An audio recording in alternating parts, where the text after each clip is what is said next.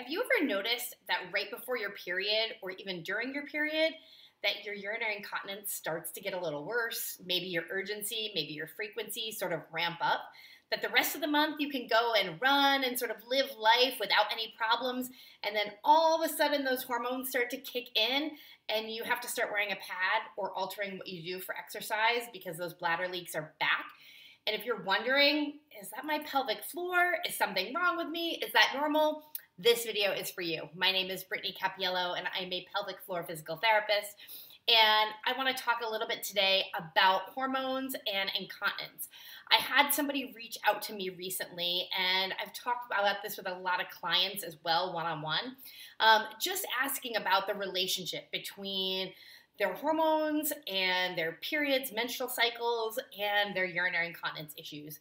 This woman who reached out to me recently said that she actually feels really great towards the end of her cycle, that she can run and sort of do all her normal activities, recreational, play with the kids, have no leaking, doesn't need a pad, and then all of a sudden she starts to get to that week or so before her cycle, and it all of a sudden ramps up. She can't run without leaking. She can't do certain movement patterns, certain exercises without bladder leaks, has to wear a pad, and she can't figure out why. She's been doing some pelvic floor strengthening work, but yet she always gets to this point in her cycle and the hormones kick in. And so she wanted to know if I had any answers for her because the other PTs she's worked with haven't. And so here's what I want to say.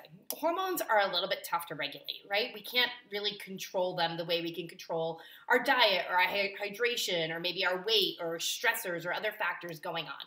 So what I tell people is that when we're gearing up and you sort of know you're really sensitive or your bladder is really sensitive to hormone changes, then making sure all the other things in your life are sort of in check. So when I have clients that will tell me that the week before their period starts to really sort of be bad, and even the beginning of their period be bad with leaking, what I will tell them to do is that before you sort of hit that point, to really ramp up on your pelvic floor exercises. So you really want to be doing a little bit more in those days to come. Now, when I say more, you might immediately be thinking like, I don't have time to do more of anything, right? And when I say more, I don't necessarily mean more in terms of time, but more in terms of consistency. So maybe it's like 1 or 2 exercises a day instead of doing them a couple times a week. Or maybe it's if you're part of my Core Floor program, you're doing a 5-minute workout with me every single day, sort of leading up to that point, a couple days leading up to that point. And then when you hit that point where you sort of know like, okay, this is sort of the week where it kicks in, continuing with those exercises. So really trying to keep your pelvic floor as strong and really good blood flow going into those tissues when you know the hormones might be actually making it harder for them to activate and work the way that they need to. The other things I will talk to people about are really watching your diet as you come into and are in that week where your incontinence seems worse. So certain foods that are more acidic can definitely be more irritating to the bladder. Even if they're not necessarily irritating at other points in your cycle, they could actually be when your pelvis and your body and your bladder are sort of at this weakened state because of the hormones. So watching your intake of acidic foods, spicy foods, caffeine, teas, coffees, chocolate, not that you can't have them, but really watching sort of your moderation of them as well as watching your hydration. So all of those things are irritants to the bladder lining, and we know that. But if you increase your hydration and your water intake during that point of time, you can actually balance out the acidity. So, well, it seems opposite. And some of you may even be limiting your fluids when you sort of get to that week, knowing that your incontinence is worse.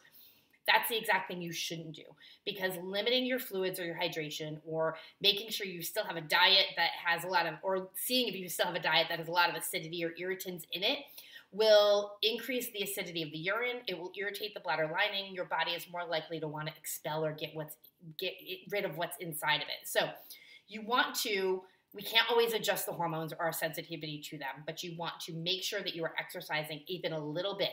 Consistency is key. A little bit of the right pelvic exercises. This is not Kegel exercises. These are exercises to improve blood flow into all of those pelvic muscles. Remember, pelvic floor is a bowl of muscles that has muscle fibers that run in all different directions. So you've got to move your pelvis. If you're not sure, make sure you check out one of our other Core Floor exercise videos that we have here on YouTube or in Facebook to be able to see what kind of exercises we're talking about. But exercises that really move your whole body, really engage, get good blood flow and activation into those tissues. You want to watch your diet. So, any sort of irritants, things that might bother you or potentially could be just irritants to your bladder, you want to keep those at a minimum. Or if you are having them, really balance it out with good hydration, making sure that you're drinking that half your body weight in ounces, definitely during that week and even a couple days leading up to your period and your menstrual cycle to keep good hydration, to keep that irritation down in the bladder. The other thing is to limit stressors. We know that stress and increased cortisol levels will affect our muscles and affect our bodies. And so making sure that you're also just taking care of your body in other ways. So whether it's just general exercise, out taking a walk, meditation, other things that you find sort of de-stressors for you and keeping your cortisol levels down so that you're not also battling that. Again, all those other factors that can influence your pelvic health, you want to really try to keep those in check when you know your hormones are going to sort of ramp up and sort of be wreaking havoc on your body. So hopefully this helps. Let me know what you think. Comment below. Let me know if you have any other questions. But hormones are a tricky one, right? Because we can't always control them. And sometimes month to month, they even fluctuate depending on what else is going on with our bodies. So just making sure that the things you can control, you are controlling well. And definitely look into working with pelvic PT, getting the right exercises for your body, because just doing Kegels alone as a way to sort of strengthen and work that pelvic floor during that time when your muscles are having a harder time stopping that incontinence, those are not the things that your body needs. So making sure you're getting the right exercises is really crucial to maintaining good pelvic health and to stopping those bladder leaks during the weeks when your hormones have gone and ramped up. So try that out. Let me know if you have any other questions. We'll be back with another broadcast soon. Take care.